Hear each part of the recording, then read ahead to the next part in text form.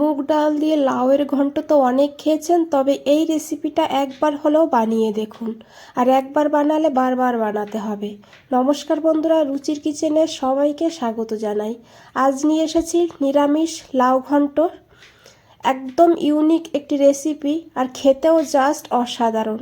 গরমের দুপুরে বানালে দুপুরবেলা গরম ভাত আর কিচ্ছু লাগবে না। চলুন তাহলে রেসিপিটা দেখে নেওয়া যাক, আশা করি ভালো লাগবে। এখানে দেখুন আমি মিডিয়াম সাইজের একটা লাউ নিয়েছি। আর লাউটাকে অবশ্যই একটু কচি দেখে নেবেন, ভেতরে যেন বীজ না হয়ে যায় সেইভাবে। তো দেখুন আমি লাউটাকে এইভাবে ঝিরিঝিরি করে পাতলা পাতলা করে কেটে নিয়েছি। লাউ ঘন্ট বানাবো সেই কারণে এইভাবে আমি লাউটাকে কেটে নিলাম।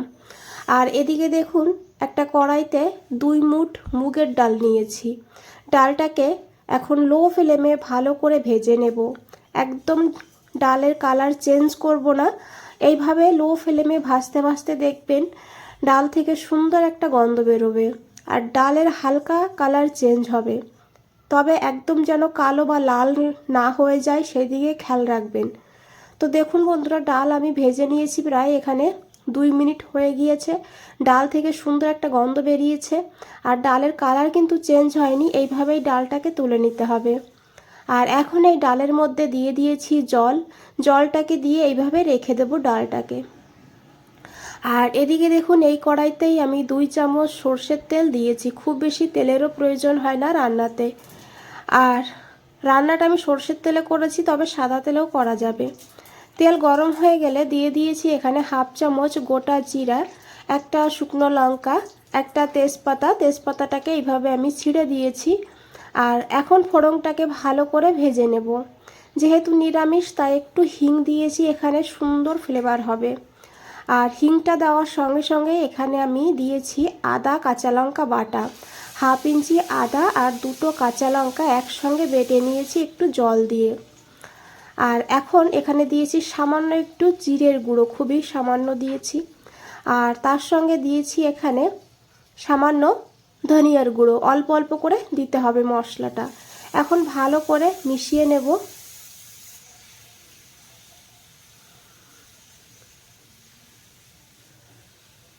তো দেখুন এখানে মশলাটাকে ভালো করে কষিয়ে নিয়েছি, আদার কাঁচা গন্ধটাও কিন্তু চলে গিয়েছে। এখন এখানে সামান্য একটু জল দিয়ে দেবো, না হলে আদাটা পুড়ে যেতে পারে। আর জলটাকে দিয়েও খুব ভালো করে মিশিয়ে নেব।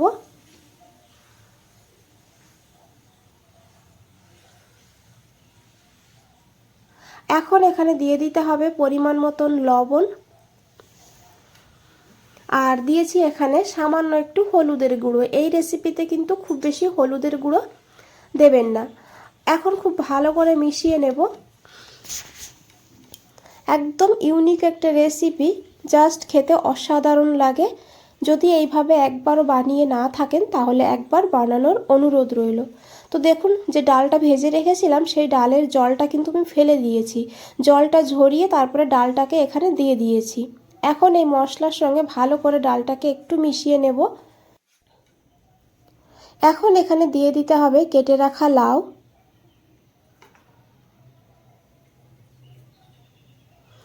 এখন খুব ভালো করে মিশিয়ে নিতে হবে। আমি যেহেতু মিডিয়াম সাইজের একটা লাউ নিয়েছি সেই কারণে এখানে 2 মুঠ ডাল নিয়েছি। যদি আপনারা বড় লাউ রান্না করেন বা বেশি করে রান্না করেন তাহলে ডালের পরিমাণটাও একটু বাড়িয়ে দেবেন। এখন দেখুন খুব ভালো করে মিশিয়ে নিয়েছি। আর এখন ঢাকা দিয়ে রেখে দেব লো ফ্লেম করে প্রায় 5 মিনিট। এতে লাউও সিদ্ধ হয়ে যাবে, ডালটাও অনেকটা ফুলে যাবে, নরম হয়ে যাবে। এদিকে দেখুন একটা বাটি নিয়েছি।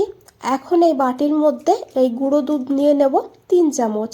আপনারা যদি আমুলের প্যাকেট নেন 10 টাকা দামের একটা প্যাকেট নিলে হবে, মানে গুঁড়ো দুধের 1 প্যাকেট নিলে হবে। আমার কাছে যেহেতু বড় প্যাকেট সে কারণে আমি এখানে 3 চামচ নিয়েছি। আর এখন এর মধ্যে হালকা গরম জল দেব, খুব বেশি গরম দেবেন না, হালকা গরম জল। অল্প জল দিয়ে ভালো করে মিশিয়ে নেব। আর এই রেসিপিটা আপনারা গরুর দুধ দিয়েও রান্না করতে পারবেন, তবে গরুর দুধ দিয়ে রান্না করলে দুধটাকে জাল করে হালকা ঠান্ডা করে 1 চামচ আটা না হলে ময়দা মিশিয়ে নেবেন, তাহলে দুধটা আর কেটে যাবে না। আর ঘন্টটা ঘনও হবে। তো দেখুন বন্ধুরা, এখানে আমি অল্প জল দিয়ে প্রথমে ভালো করে মিশিয়ে নিয়েছি, তারপরে আরও প্রায় 1 বাটি জল দিয়েছি, ছোটো বাটির জলটাকে দিয়ে ভালো করে মিশিয়ে নিয়েছি। যতটা জলের প্রয়োজন এই রেসিপিতে আমি ততটা জল এখানে দিয়ে দিয়েছি। দুধটাকে রেডি করে রেখে দিয়েছি। আর এদিকে দেখুন 5 মিনিট হয়ে গিয়েছে, লাউয়ের থেকেও হালকা হালকা জল ছেড়েছে। এখন একবার খুব ভালো করে মিশিয়ে নেব। আর এই যে দেখছেন ডালগুলোও কিন্তু অনেকটা ফুলেছে, সিদ্ধ হয়ে গিয়েছে, আর লাউটাও কিন্তু সিদ্ধ হয়ে গিয়েছে। আর এখন যে জলটা আছে আমি গ্যাসের ফ্লেমটা হাইতে করে দিয়ে এইভাবে 2-3 মিনিট নাড়াচাড়া করে নেব, জলটা একটু শুকিয়ে যাবে। বন্ধুরা, রেসিপিটা দেখে যদি একটু ভালো লেগে থাকে একটা লাইক করে দেবেন, চ্যানেলে নতুন হলে চ্যানেলটাকে সাবস্ক্রাইব করে পাশে থাকবেন, কমেন্টসে জানাবেন কেমন লেগেছে। তো দেখুন বন্ধুরা, এখানে আমি দিয়ে দিয়েছি সেই দুধটা, আর দুধটাকে দিয়ে খুব ভালো করে মিশিয়ে নেব। রান্নাটা কিন্তু একটু গামাখা হবে, ঝোল ঝোল হবে না, সেইভাবে এখানে এই দুধটাকে নিতে হবে। গুঁড়ো দুধ দিয়েই রান্না করবেন, তাহলে স্বাদটা বেশি ভালো হবে।